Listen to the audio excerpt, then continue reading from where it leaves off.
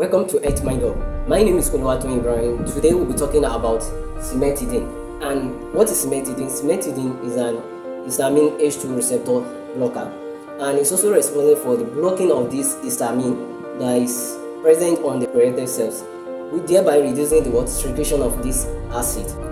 What are the uses of this Cimetidine? Cimetidine can be used for peptic ulcer diseases, but it's not the first line. It's not used as first line treatment for peptic ulcer diseases, and it can also be used for gastroesophageal reflux diseases. It's prevent the flowing back of the acid to the esophageal site here, and can also be used for stress ulcer prophylaxis. Can be used to prevent ulcer that is caused by stress, and can also be used by Schrodinger's syndrome.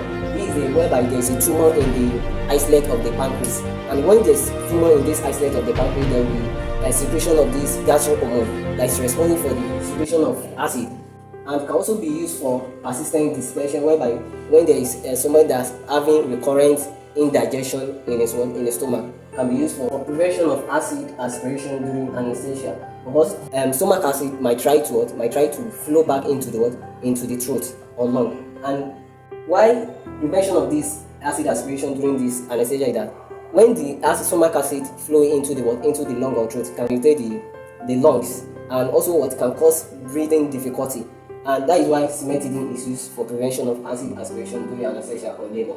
And what are the common adverse effects for Cimetidine? We have diarrhea. It causes diarrhea, and it can also causes headache, and it can also cause confusion, and it can causes depression, and also causes gynecomastia. But all these adverse effects, they are not common as diarrhea and headache. But gynecomastia, this is whereby you'll be seeing the abnormal enlargement of breasts in men, especially men, and it can also be used for sperm count.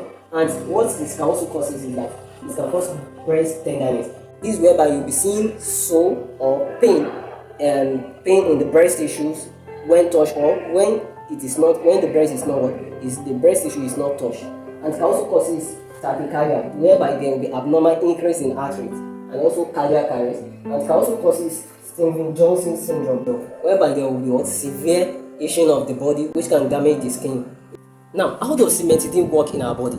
But before I proceed how Cimetidine work in our body, I will need to give a brief explanation on how acid is produced. The moment you eat food,